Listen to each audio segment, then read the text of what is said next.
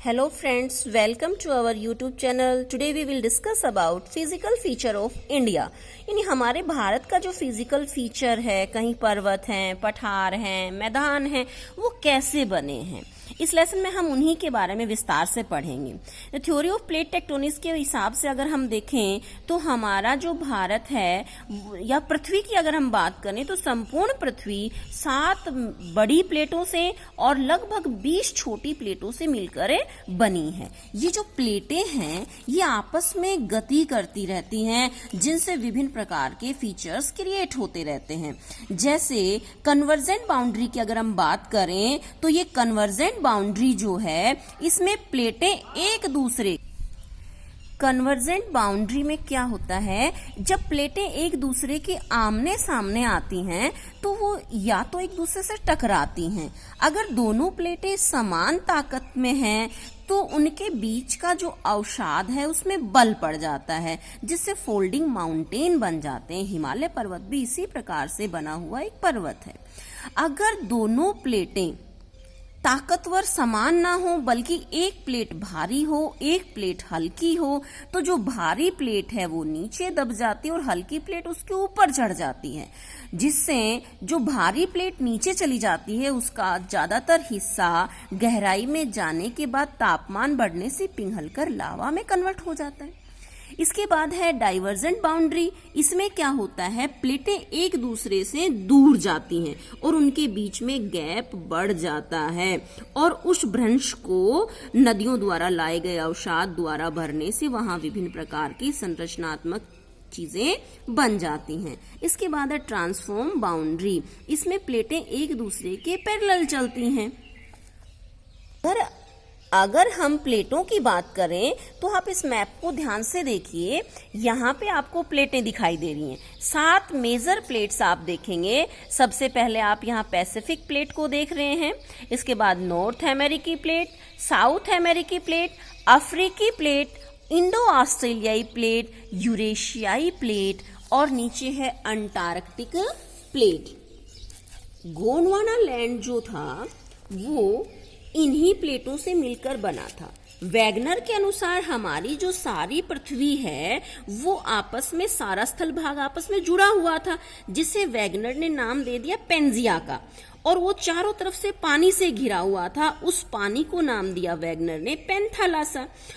अब जैसे जैसे वैगनर ने पेंजिया जो बताया था, उस पेंजिया का विघटन हो गया और वो पेंजिया 2 भागों में बट गया, एक गोंडवाना लैंड और एक अंगारा लैंड। ऊपर वाला हिस्सा तो अंगारा लैंड जिसमें नॉर्थ अमेरिका और यूरेशियाई प्लेट आ गई, और नीचे वाला गोंडवाना लैंड जिसमें south America, Africa, India, Australia और नीचे अंटार्कटिका, ये गोंडवाना का हिस्सा थे।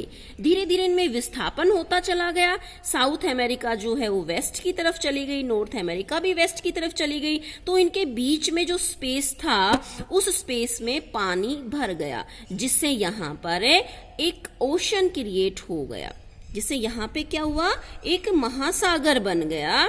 कौन सा महासागर बना यहाँ, अंध महासागर यहाँ बन गया। अब इसी तरह से आप देखेंगे जो अफ्रीकी प्लेट है ये भी उत्तर की तरफ चली गई।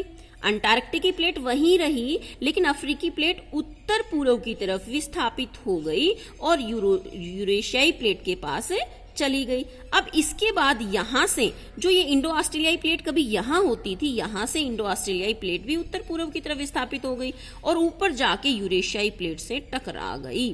तो इससे क्या हुआ, यहाँ पे ये स्पेस खाली हो गया और इस स्पेस में गड्ढा बन गया, तो उस गड्ढे में पानी भरने से इंडियन ओशन वहां क्रिएट हो गया। अब इसमें जब यूरेशियाई प्लेट इंडो ऑस्ट्रेलियाई प्लेट से टकराई तो उसमें क्या हुआ, वो कन्वर्जेंट हुआ। एक प्रकार से 2 प्लेटें आपस में टकरा रही हैं तो उनके अंदर जो अवसाद था उसमें बल पड़ गए और वहां पर एक नवीन वलित पर्वत हिमालय का निर्माण हो गया। हिमालय ऐसे ही बना है।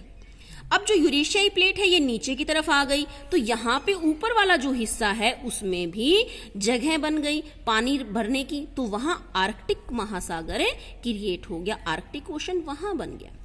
तो इसी तरह से संसार में जो ओशियंस हैं वो ऐसे ही क्रिएट हुए हैं, कॉन्टिनेंट्स हैं वो भी ऐसे बने हैं। अगर हम बात करें हमारे भारत की, तो भारत को हम मोटे तौर से 6 फिजिकल फीचर्स में डिवाइड कर सकते हैं। आप देखिए सबसे ऊपर जो आपको दिखाई दे रहा है ये क्या है, हिमालय माउंटेन। इसके नीचे है नॉर्थर्न प्लेन, इससे नीचे आप है ये पेनिसुलर, आप इसे देख सकते हैं प्लेट्यू, प्रायद्वीपीय पठार। इसके बाद यहाँ पे जो आपको दिखाई दे रहा है ये है इंडियन डेजर्ट। इसके बाद अगर आप देखेंगे ये जो आपको कोस्टल एरिया दिखाई दे रहा है, कोस्टल प्लेन्स बन गए।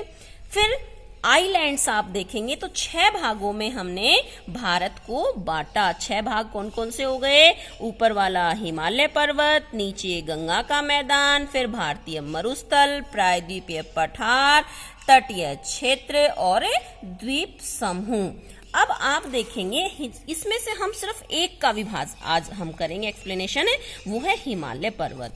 अगर हम हिमालय की बात करें तो आप देखिए ये जो हिमालय है इसको फिजिकल फीचर्स के आधार पर हम अलग अलग रेंज में बांटेंगे। तो इसके ऊपर वाली जो रेंज है इसे हम कहते हैं ग्रेट या इनर हिमालय या हिमाद्री हिमालय।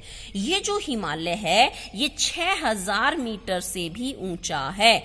इस हिमालय में संसार के सबसे ऊंचे ऊंचे पर्वत मौजूद हैं। आप देख सकते हैं संसार का सबसे ऊंचा पर्वत जो कि माउंट एवरेस्ट 8848 मीटर ऊंचा है, इसी हिमालय की इस रेंज में स्थित है जो कि नेपाल में है। इसके बाद आप कंचनजुंगा को देख सकते हैं कि नेपाल और सिक्किम के बॉर्डर पे है। इसकी ऊंचाई 8598 मीटर ऊंचा है। कंचनजंगा के बाद आप मकालू देखें, मकालू जो है ये 8481 मीटर है। फिर आप देख सकते हैं अन्नपूर्णा 8078 मीटर ऊंचा है। धौलगिरी 8172 मीटर है। गुरुला मांधता 7728 मीटर है। यहाँ पे आप अरुणाचल प्रदेश के ऊपर देखें नामचा बरवा 7756 मीटर की ऊंचाई पर है। इसी तरह से भारत में अगर आप इसके में देखेंगे नंदा देवी 7817 मीटर, कामेट 7756 मीटर। इसके बाद है नंगा पर्वत 8126 मीटर।